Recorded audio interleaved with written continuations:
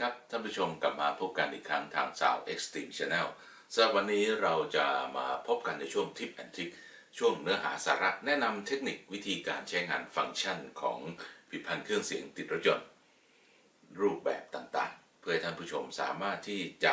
เลือกเฟ้นรีดประสิทธิภาพการทำงานของผลิตภัณฑ์เครื่องเสียงติดรถยนต์หรือคายวีรุ่นนั้นๆได้ออกมาอย่างมีประสิทธิภาพสูงสุด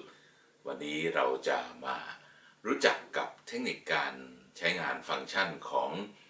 DVD Receiver 2 ดินรุ่นใหม่ล่าสุดจาก Kenwood ในชื่อรุ่นว่า DDX 717 WBT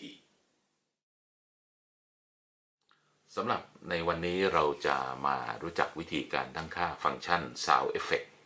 ซึ่งบรรจุไว้อยู่ใน Kenwood DDX 717 WBT DVD 2 ดินรุ่นใหม่ล่าสุดจาก Kenwoodนะครับวิธีการ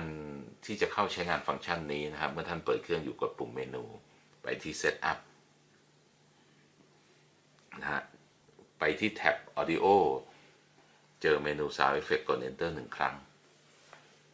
เมื่อ Enter เข้าไปนะฮะจะเห็นว่าจะมีเรื่องของ Sound Effect ที่หลากหลายไม่ว่าจะเป็นเรื่องของ Loudness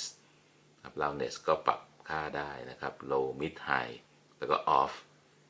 นะฮะหรือว่าในส่วนของ Bass Boostมีหลายเลเวลในนี้สามารถจะเลือกได้ถึง5เลเวลด้วยกันนะครับแล้วก็มีฟังก์ชันอื่นๆนะครับ Realizer State EQ Diode On Equalizer ซึ่งฟังก์ชันพวกนี้